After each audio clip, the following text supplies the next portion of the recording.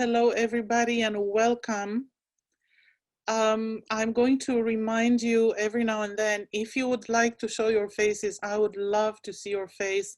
All you have to do is click on the electronic raise hand and you will be transported magically into the world of seeing for me.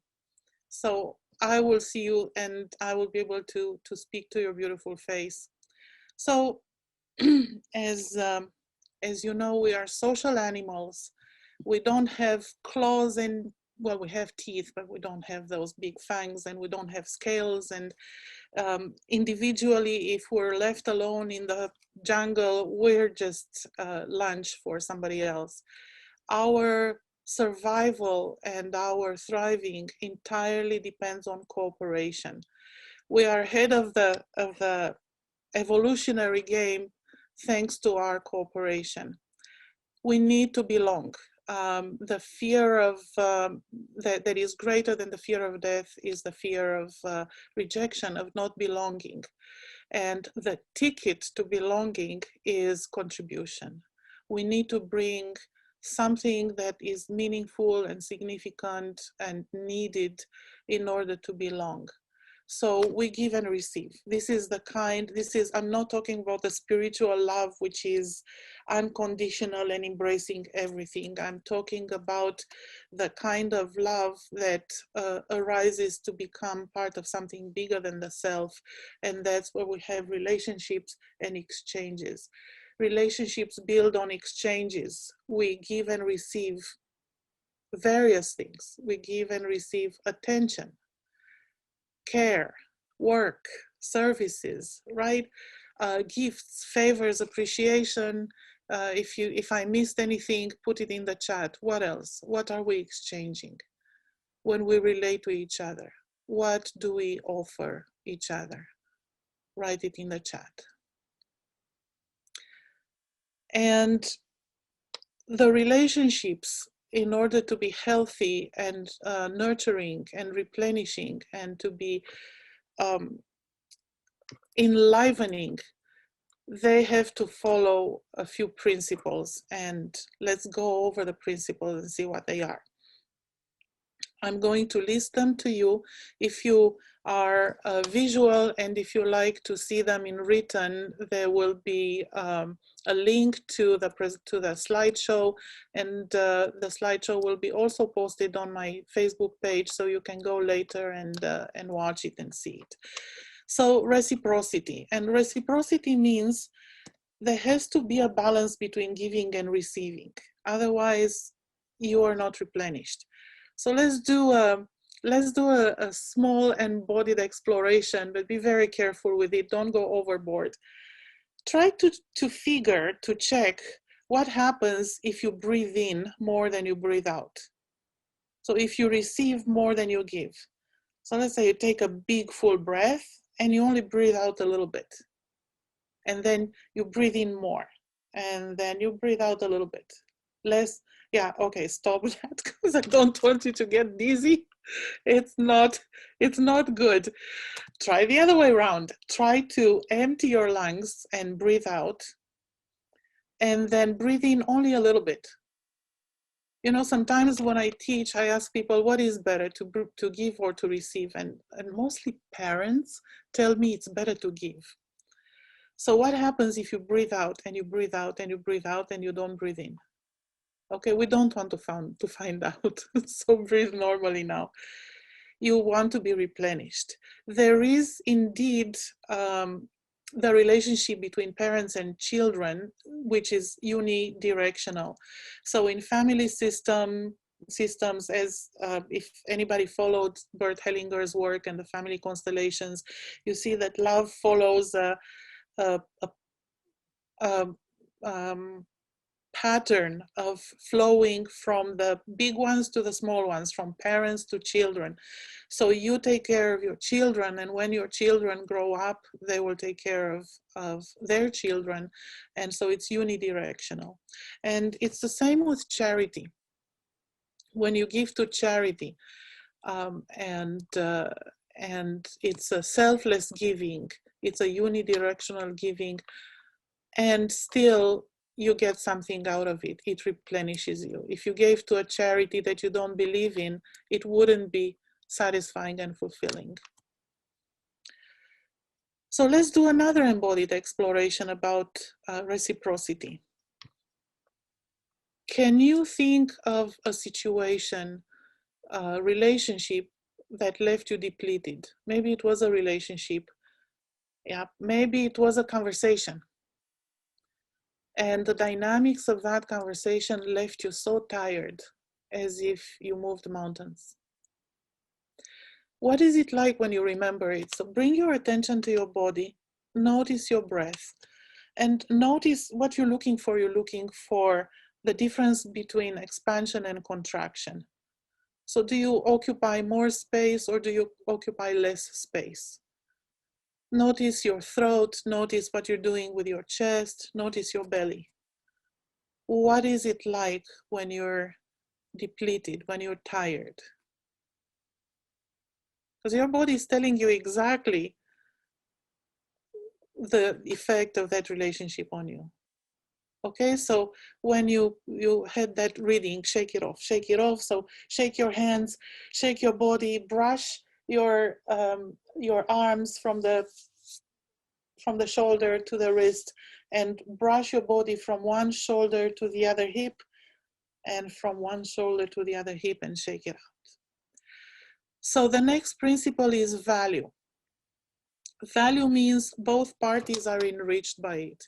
So any kind of exchange, whether it's personal exchange or professional transaction, it is harmonious and it's replenishing and it's ethical when it brings value to both parties and to all.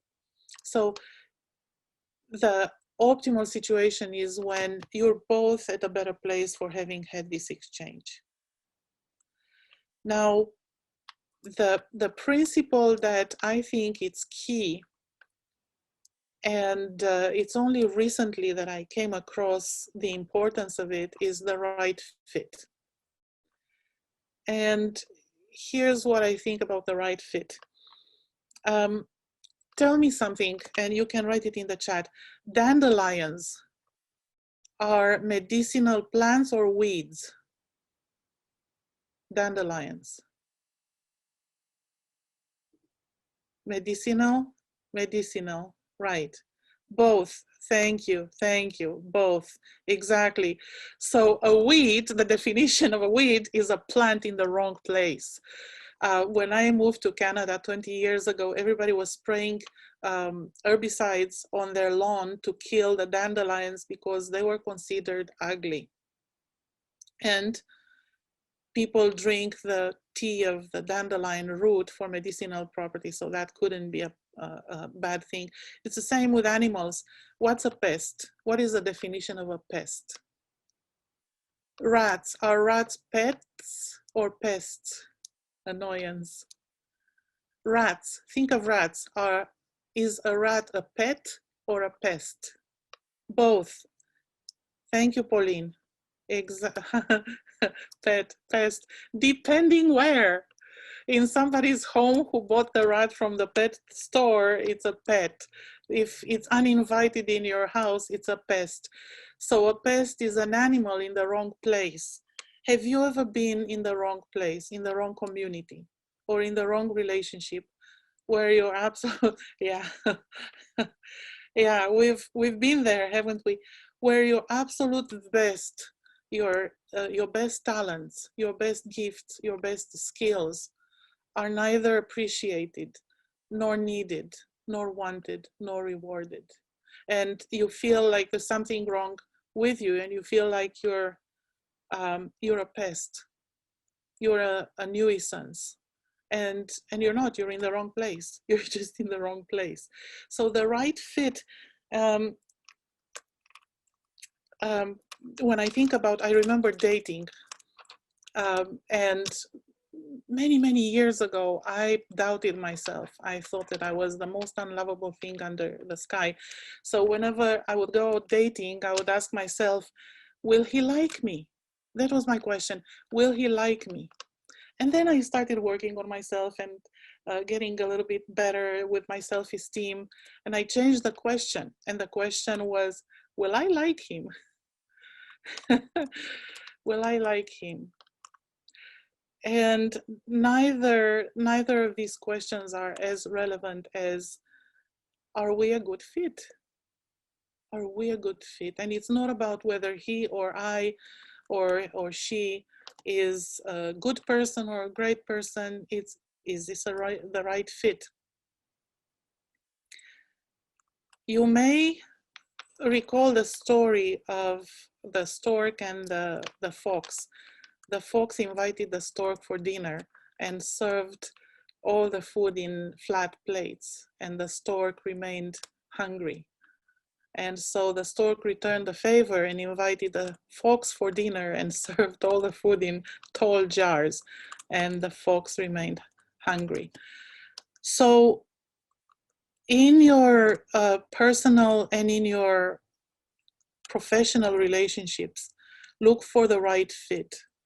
And the right fit is where you have shared values. Both you and the other party are valuing the same things. The same things matter to you and to them. And this is, it makes a world of a difference. I know I feel very fortunate to be part of this embodiment community, because I feel at home. We have the same values. We value learning, we value service, we value growing, and I'm at home, and I know that we both, those of us who are volunteering and presenting and part of the staff, we can relate that we have something brilliant to give, and it's wanted and it's needed and it's appreciated and it's rewarded, and we're replenished by it. So, the right fit. Also, give what is needed, not what you think that the other should want.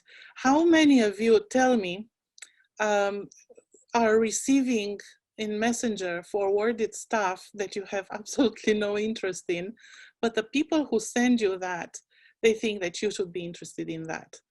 And it beeps on your phone, right? And it beeps and it's disruptive, but you have no use for that, right?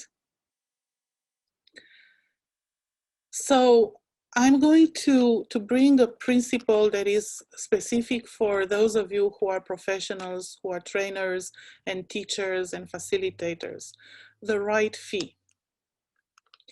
So when you give and receive money, you actually exchange work. And you want to do it in a way that balances the exchange. So how you make the decision how much to charge, you use the head, the heart, and the gut. So the head, you do your market research and you see what the right fee is. The heart, what is your business model? Do you want to give generously? What is the scale that you want to influence with your work, and so forth? But what I want to focus on today is the gut, because the gut is the body wisdom telling you exactly what is right and what is not. So when I started with Reiki. This was my entry to the world of personal development through the healing arts. So how should I charge for a Reiki session? So think of a number. For example, let's say a really $20 an hour, and put a hand on your heart and breathe into your heart and tell yourself, I'm going to charge $20 an hour for my work. And notice how it sits with you. Notice, is this expanding you or contracting? Do you breathe deeper or less? Okay, so then cancel that, reboot the system, and tell yourself, I'm going to charge, I don't know, $2,000 an hour. And notice how it feels. So that you don't want to reason this, you want to really feel your own body responding to this.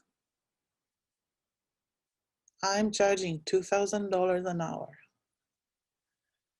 Right, and then you can play with it. Let's say I'm charging more than $50 an hour, or between 50 and 200, and you can play and calibrate until you come with an amount of money that sits well with you, and it sits right with you, and that can change as you increase your value as a facilitator and coach and teacher and so forth.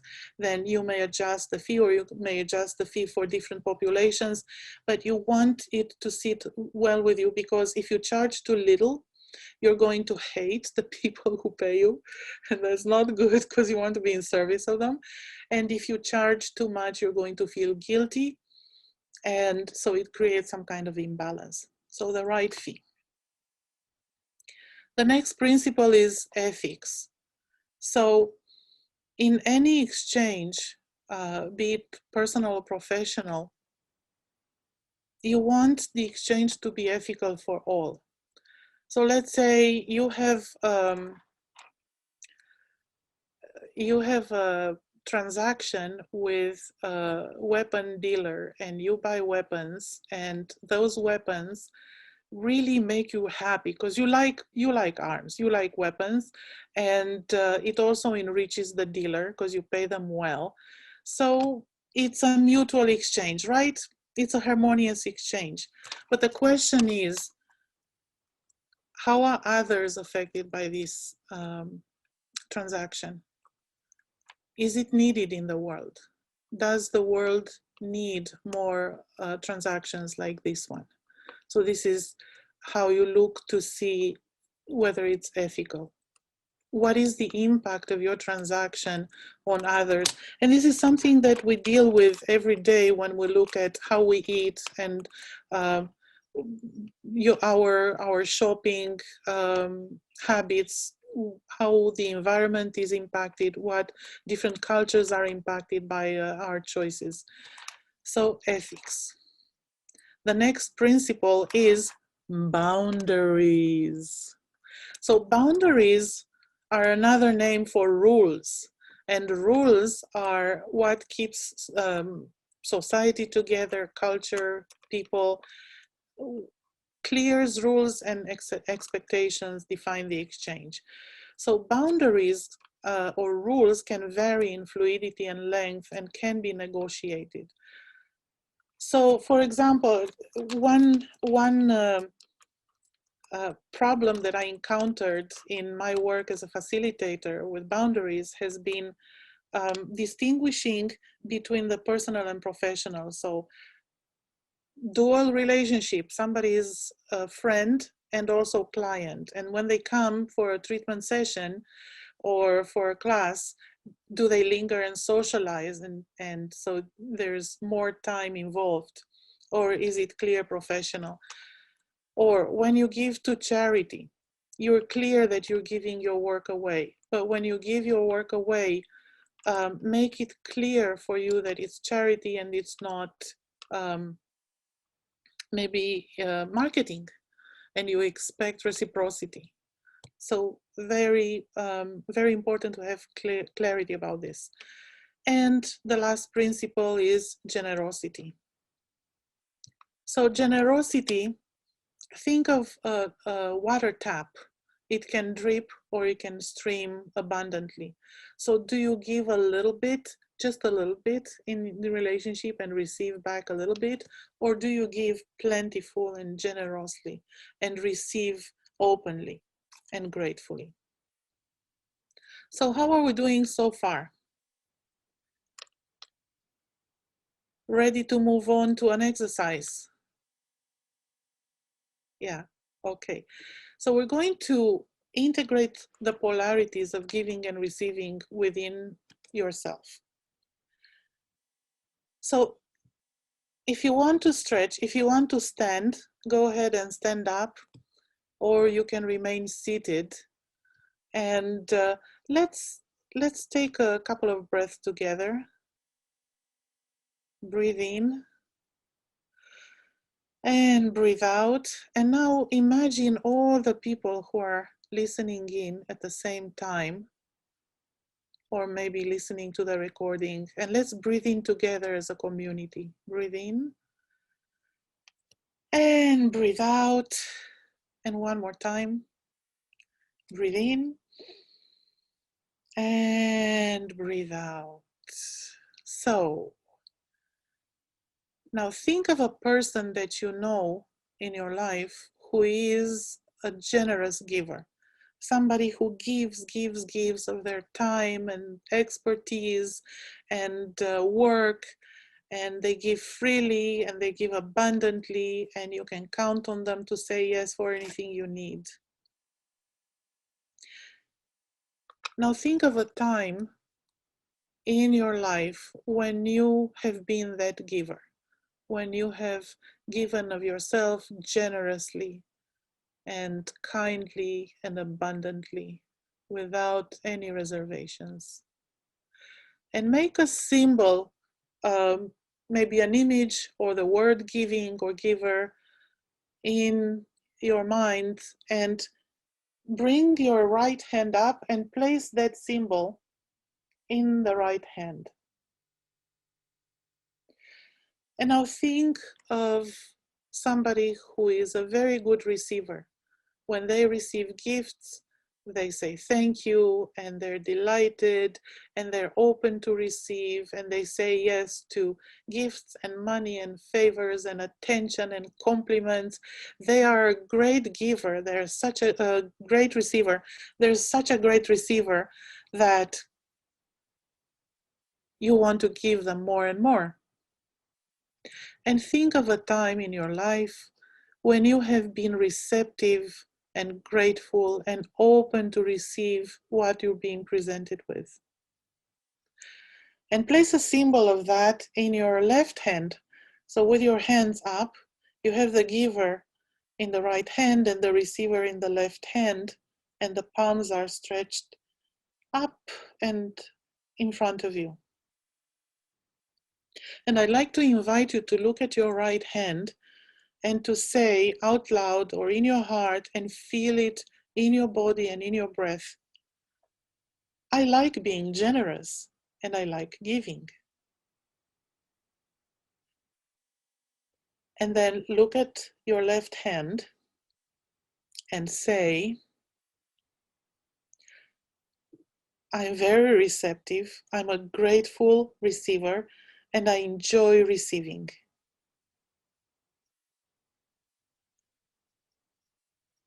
Now look again at your right hand and say, I love being a giver. I love being generous. And look at your left hand and say, I love receiving. I enjoy receiving and I'm very grateful. So I'd like you to now allow yourself to feel a force like a magnet that is pulling your hands together towards each other very, very slowly. So it should be a very pleasurable sensation. It's a magnetic force, magnetic pull that brings your hands towards each other until your palms meet. And when your palms meet, bring them into your heart, either in the prayer position or one hand over the other. And take a few moments with your eyes closed and allow this integration to sink in your heart.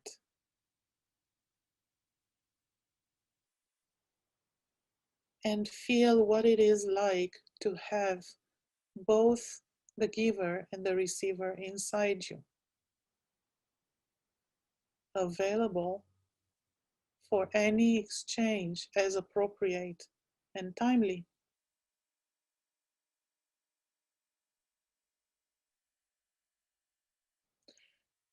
And as you have the giving, somebody says that's a nice feeling, very nice.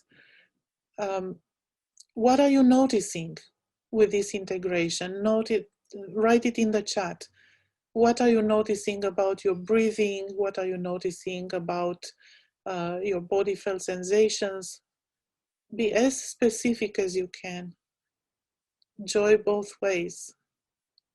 They feel like they serve each other, of course. Feels warm, deep balance, calmness, I yawned and felt my body relax and unwind. Beautiful. Very soothing. I feel more balanced and peaceful. Warmth in my heart. Beautiful. Integrated. Pleasure, joy, and sadness. Oh, interesting. My left feels empty and my right is filling this void. Very interesting. Heart is filled. I want to breathe deeper. Warm and relaxed, replenished. Lovely, lovely. You guys are wonderful. You're doing wonderfully. Nice, nice. Thank you. Calm, complete, relax, fuller breath. Great. Hard to feel both together. I want to work on those symbols. So this is definitely an exercise you can do with any polarities, with yin and yang, with breathing in and breathing out, with giving and receiving, with rest versus activity. And you can place a symbol, which can be an image or a word, symbolically in the hands, and then bring the hands together in integration. Melting, heart opening, felt nice, didn't extend to heart. I feel like giver right is not strong enough. So this is a good exercise that points to areas of growth, to where you want to pay attention. Hard to feel both together. I want to work on those symbols. All right. Okay, so ready to move on. Let's do some explorations. And the reason I want to do these explorations is because I would like you to get really comfortable and familiar with your body's wisdom, because your body is indicating to you whether relationships are a good fit or the wrong fit, or replenishing or depleting. So I'm noticing that there are questions. So we're going to leave 10 minutes in the end to answer the questions. So bear with me and you'll get some answers. All right. So I would like to invite you, if you have someone at home to play with, you can play with a partner. Otherwise, call in an imaginary friend. And we're going to do some embodied explorations of the dynamics of reciprocity and right fit. So if you'd like, stand up, and you don't have to, you can sit, but if you'd like to stand up, we're going to steal from Mark Walsh's embodied yoga principles and take the stance of receiving. So the stance of receiving, you step back with one leg and you place your body weight on the back leg and you extend your hands in front of you with the arms, with the palms upward, ready to receive. You can even move the fingertips to invite, yes, give it to me, give this to me. And imagine that you have something that you need and you'd like to receive it, and you are standing across somebody who is unable or unwilling to give to you what you need. And you are receptive, you are open. And now if you're in the chair, you can lean back in the chair. If you don't want to sit up, to stand up, or you can stand up, you can lean back in the chair, extend your hands, and invite to receive whatever you need. And imagine that your friend, your imaginary friend, is in front of you and they have nothing to give you, or they're unwilling to give you. And so your need is not met. You are not receiving what you need. And notice what's going on with your body. Notice how you breathe. Notice any sensations around the stomach, the abdomen. Notice your chest. Right. So let's go back to center, and shake it off. Shake it off. And now let's do the other way around. So imagine that you have something to give. You have a talent, you have a gift, you have, breath is shaking and feel like crying. So if, of course, tightness and sadness. So shake it off, shake it off. Shake your body and brush, use your right hand to brush your left arm from the shoulder to the wrist, and then your left hand to brush your right arm from the shoulder to the wrist, and then brush again from one shoulder to the other hip, and then from the right shoulder to the left hip, and shake it, shake your body. All right. So now bring your body weight, if you're standing, bring your body weight on the front leg. So one leg is bent in front of you. I know we have Aikidoists here, you know what I'm asking of you. So one leg in front of you that is bent, and you bring your body weight on the front leg. Again, with the arms extending in front, this time you're extending the arms and the hands to present something, to present a gift. And imagine that you have across from you someone who has no use for your gift. Maybe they're the wrong fit. Maybe they're the right fit, but they are unable to receive for whatever reason that has nothing to do with you. But they have no use for your gift, and this is your best gift. And you want to contribute because you want to belong. You want to connect with the other person. This is too close to home. Yeah, we've all been here. We know exactly what it's like. But I want you to feel it in your body so you can read it, so you can recognize it and not spend too much time there in your real life relationships. So once you've got the reading of that, shake it off. You don't need this. Don't linger with it. Shake it off. Brush your body, brush it away, shake it away, shake it off. Right. So let's see what other scenarios we want. Oh yes, here's a fun one. Here's a fun one. You are standing in front of your imaginary friend and you have nothing to give them and they have nothing to take from you.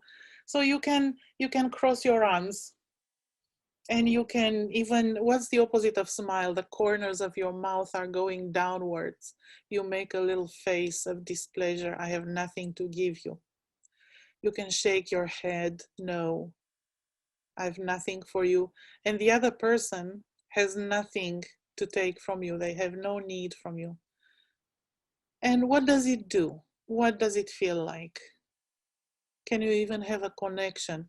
Is there any possibility of an exchange with this person? All right. So shake it off. That's another good one to shake it off. And now I would like to invite you to imagine that the best person, the most favorite person in the world is sitting or standing across from you. And it's her or his birthday. Someone you really, really like and love and care about. And you have something precious to give this person.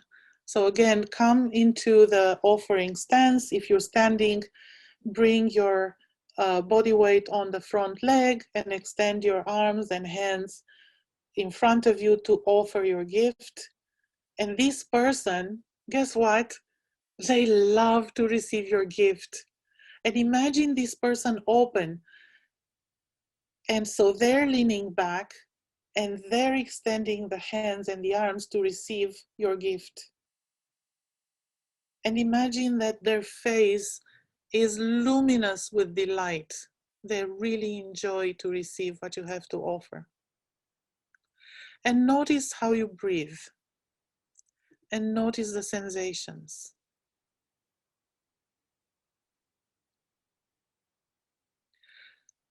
What is it like to have your gift well received? How much space do you occupy? Notice the quality of your breath on the top of your inhale. Is it? Yes, feels like being seen. Yes. And how do you breathe when you're seen? How do you breathe when you're seen? And what is the temperature? Yes, feels like being seen fully. And what is the temperature around your chest and your belly? Warmth. And your hands and your feet? Yes, warmth and joy. Exactly. So now let's switch. So now you're receiving joy, feel valuable, happy for the other. Absolutely. Absolutely.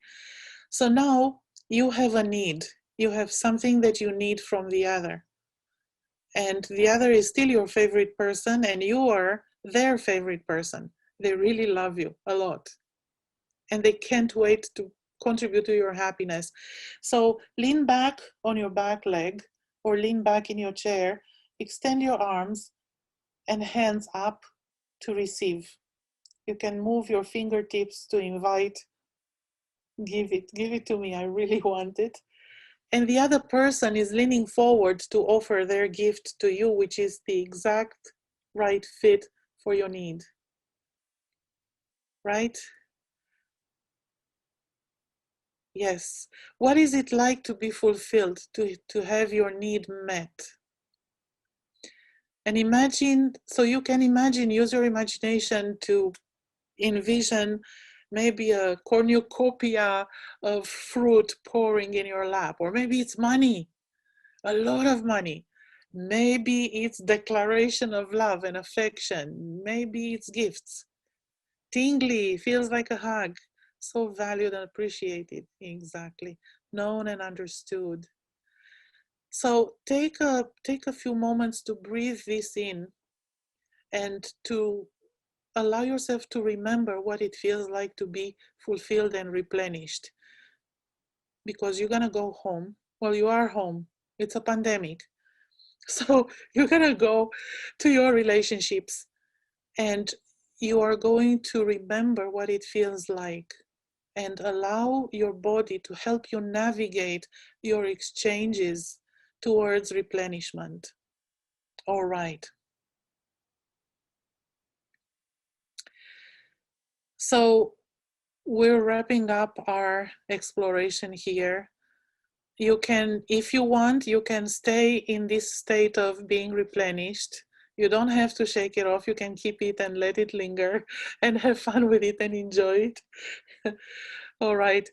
And we are ready to open.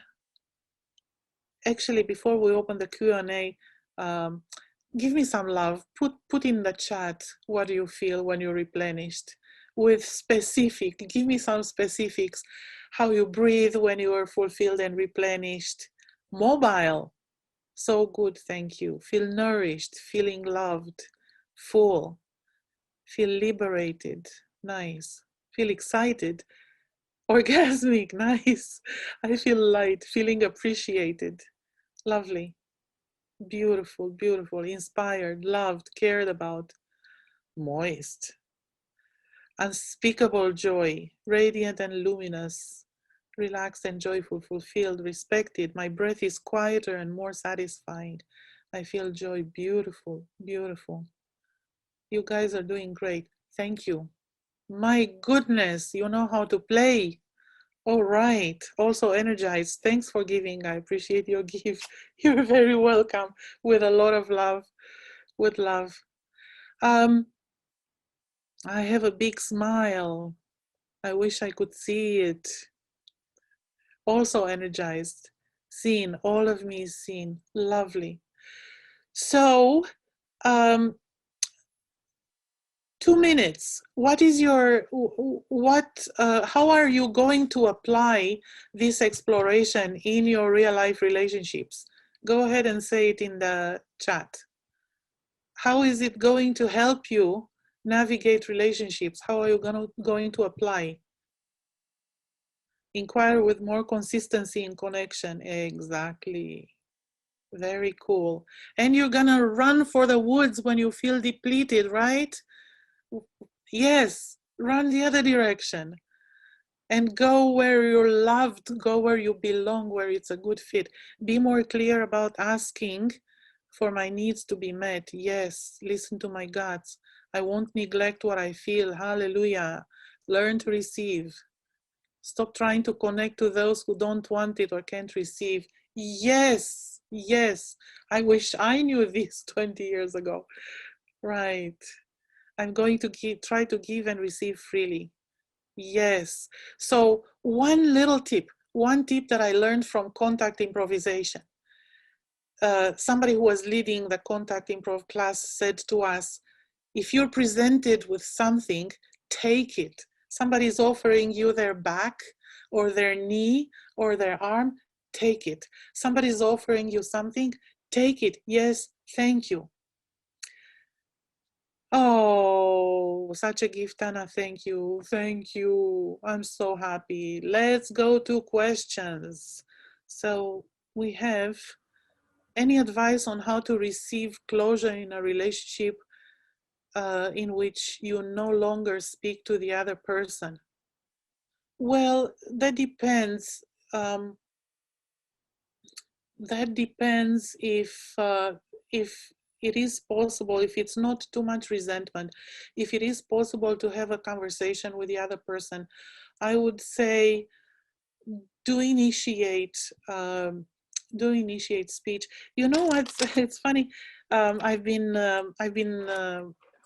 volunteering with the embodiment circles, and we have the embodied connection games, and we're practicing speaking and saying what we want. And the last one before the conference was about breakups, and a good formula is to speak to the other person and to say, to start by acknowledging everything that went right, everything that enriched both of you, and then to express sorrow for it not working and to wish the other person well. What you are wanting to do is to leave without resentments, but from a place of loving kindness, if that conversation is possible. If not, have this conversation with an empty chair instead, so at least you have the closure within your own self. What if you give too much and people take advantage and don't reciprocate? If you listen to your body, then you'll stop. You'll stop doing this because your body tells you exactly when you're depleted. It might take a little bit more, so I really encourage therapy. Therapy is helpful to address the patterns. So the body helps you navigate, but it might take a little bit more to change such deep patterns. So, what if your partner is not responsive to your needs and hardly give to you out of fears of being vulnerable? Again, it depends. The couple relationships require shared values and worldviews and shared commitment. If that's in place, couple therapy can help. And communication and learning skillful communication, that can help. However, you have to check to see if the commitment is there and shared, and if the values and worldviews are there and shared. With that, this is the right fit. And the right fit part, if you ever look into developmental psychology and stages of development, you can see the different views and whether you share them or not. You can learn more about yourself and the other. So I hope that, I wish I could fix it all for everybody, but I hope this gives you a direction where to go next. Can you talk a little bit more about connecting to your gut instincts, knowing where your boundaries are? So I need to understand what exactly is your question. What are you, Ryan, what are you trying to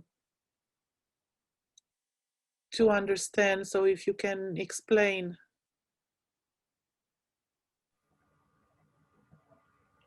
Can pass an electronic microphone with the help of my tech host if Oh yes, so if you want to move to be from attendee to panelist, if you want to be seen, you can unmute yourself and actually talk with me, Ryan, and help me understand your question. Okay, I'm just not sure if I know what to ask because I'm unsure what feeling your gut feels like. What trusting your Okay. gut is. Okay. Okay. So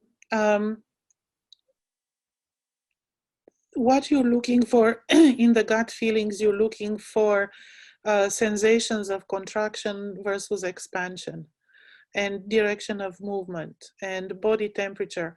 So for example, you may feel tight or you may feel loose, you may feel light or you may feel heavy.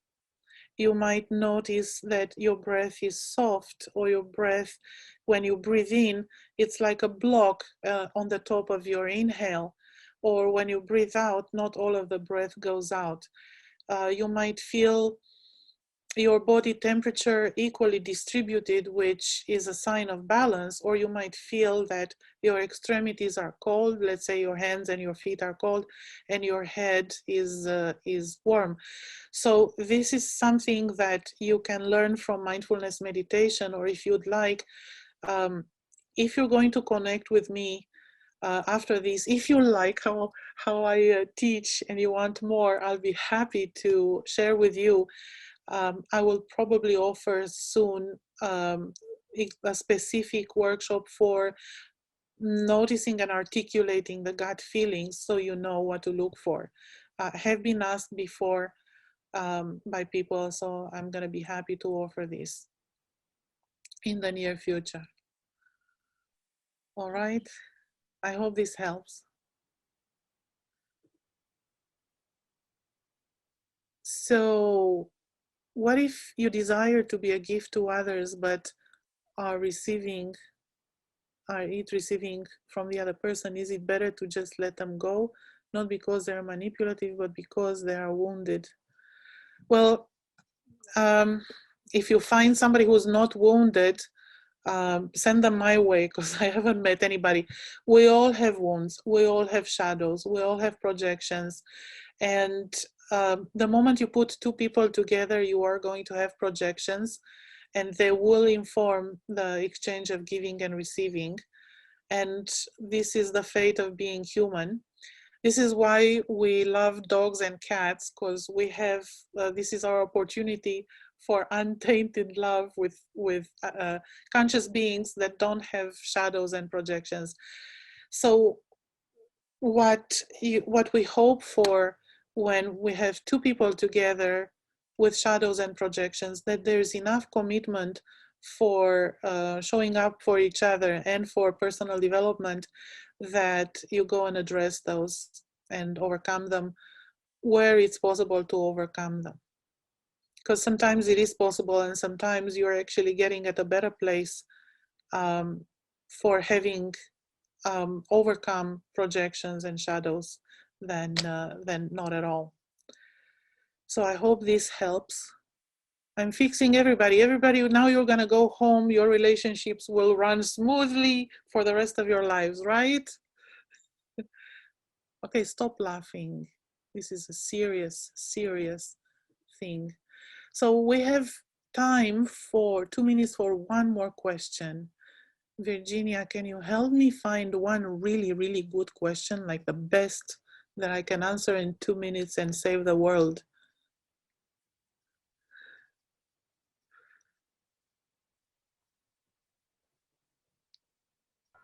the problem is there are so many wonderful questions, and our audience is just so engaging and alive, and I'm interested in every single one of them, so I'm biased.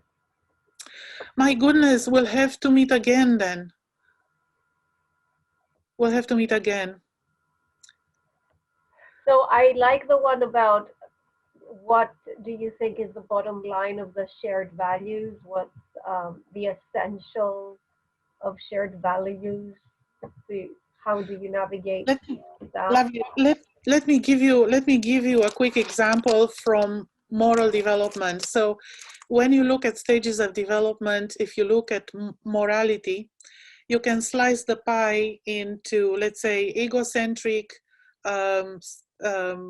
it's me versus the world, to ethnocentric, it's us versus the others. So at the egocentric level of moral development, the motto of the person is, I want it, I get it, and the important thing is that I don't get caught. At the ethnocentric level of development, and I'll be really quick, the motto is, we follow the rules, obey the rules, obey the rules. So if you have one person from falling in love with the other, and one is all about obeying rules and the other one is all about doing my own thing and not getting caught, it's not gonna work. You have a gap between the worldviews. So this is just a quick example of how this works. All right, so these are all the questions that I can answer today. The good news, I'm still around to answer questions in other venues. Keep in touch with me. And also we have the coffee break. Tana, I don't know if you're intending to join the coffee break room, which Roxana will be putting a link in the chat. And Yes. for everybody else who was here, we do have the coffee breaks. We do encourage you to go there and speak with people. It is part of the perhaps one of the best parts of the experience of the conference. A lot of people report on how enhanced their experience was after joining the coffee break. And wrapping up, I would like to remind you that we have the next session on here on the Intimacy and Relationships channel at 2 a.m. UK time, so in about 3 hours. It will be by Dr. Jessica Tartaro, and the title is Shabam, a 60-second tool for resparking the magic in laughterless relating. And I don't know about you, but even reading the title just makes me want to go and watch it. So we have the coffee breaks there in the portal. Join those. We have the Facebook group. Please join and continue the discussion there as well. Tana is in the Facebook group and she can see your questions and answer more of them. And we'll be pasting as well Tana's resources there. Tana, unfortunately, I'm aware that Roxana cannot paste the file, but if people connect with you through the details we share in the chat, then for sure you can get the file to them so they have the information. And as you can appreciate, I can see that you're all very interested in what Tana has to say, and I'm so happy that Tana, you did the exercises with us. I enjoyed them, and you all enjoyed them. There is 1,000 speakers in 10 different channels, and there are 10 different channels running at the same time, and I want to see all of them, and I can't. So in order to give a gift to myself, I will be personally buying the recording. Well, I have done already actually, and I'm navigating through them when I'm not on a talk.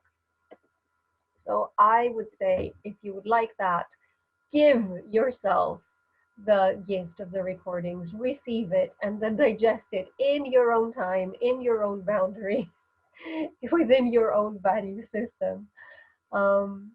It's a nice thank you also to us, to the people who have worked very, very hard they to to put this together, and to who have been working for many years, not just lately. And it's also a good way to make it available to people who cannot afford to buy the recording. So that's the purchases is what makes this available, more accessible to people who can't actually afford it. There are extra features if you buy the recording. So you get learning lists, you get notes, you get an audio only version that you can listen to as you're walking or cycling or doing something else. So it is good value. I encourage you to do that, and the link is in the chat. And you can find there the information about where you can find Tana, where else. And Tana, I would like to wrap up by giving you the final word. And can you leave us with one tip, your number one tip for being embodied? Number one tip, pay attention to your body. Pay attention to how you feel in any interaction, and listen, even to go to the contrasts, go to from one contrast to another in order to practice. And then it's going to be easier when you have very tiny, imperceptible, subtle changes for your body to tell you. So the more we give attention, the more we receive the stimuli. Is that what you're saying? It's a good skill to practice. It's a good muscle to flex. It's your gut feelings, your instincts. These are your instincts. Well, thank you so much. I really enjoyed the talk, and by the looks of it in the chat, everybody else did as well. Thank you, everybody, for joining. Thank you, Tana Schaller, for being with us. It was such a huge It was pleasure. a pleasure. Thank you. Thank you. Thank you so much. Keep enjoying the conference, everybody. See you in the breakout room, in the coffee room. Bye, everyone. Bye.